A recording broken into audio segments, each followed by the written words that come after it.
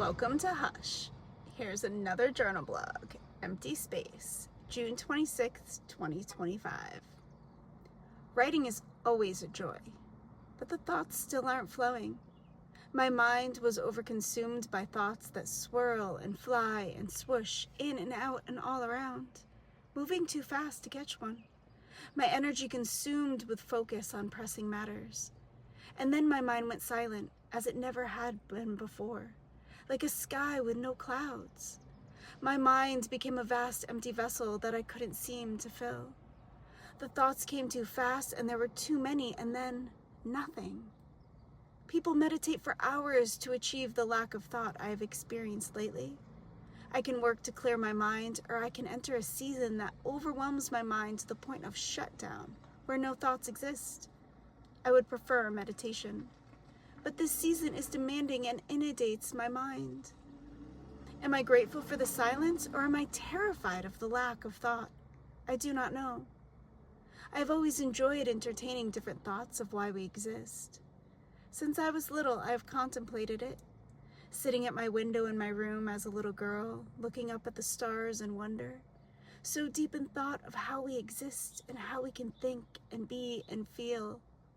My thoughts got so deep they hit nothingness, a place I couldn't comprehend any further, and so all thought stopped, as if the thoughts hit a roadblock and they could not go on, so they turned around and left.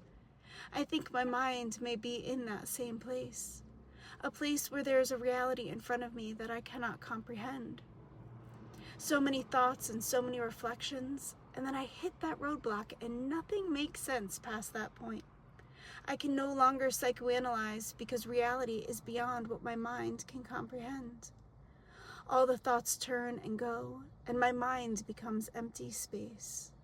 This lack of thought is not peaceful meditation, but instead it is a painful lack of understanding.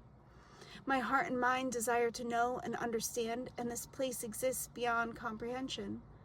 The lack of thought causes strain and heartache, one that I fear there will never come an explanation for.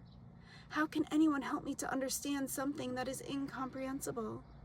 And so I sit without thought and I wonder what is to come. This season is one of mysteries that I may never fully understand. But even now, in a season where I have so little control or understanding, I still have a choice. I can choose to let this break me, or I can choose to let it strengthen me. I can choose to run away or stay and fight for what I know is right. I can take care of myself or let myself go. I can forge my own path, or I can let others make decisions for me. There are so many choices. Despite the empty space, my mind finds ways for thoughts to enter. I make these choices repeatedly each day as I persevere. I continue to strengthen and fight and take control of the one thing that I can, and that is to love me. When no one else is present to care for, I can always care for me. So I choose to forge my own path, and I go on. The empty space remains, but it no longer hurts and strains my heart and mind. This space is now a freedom and peace like I had never known, one where I can choose the thoughts that enter.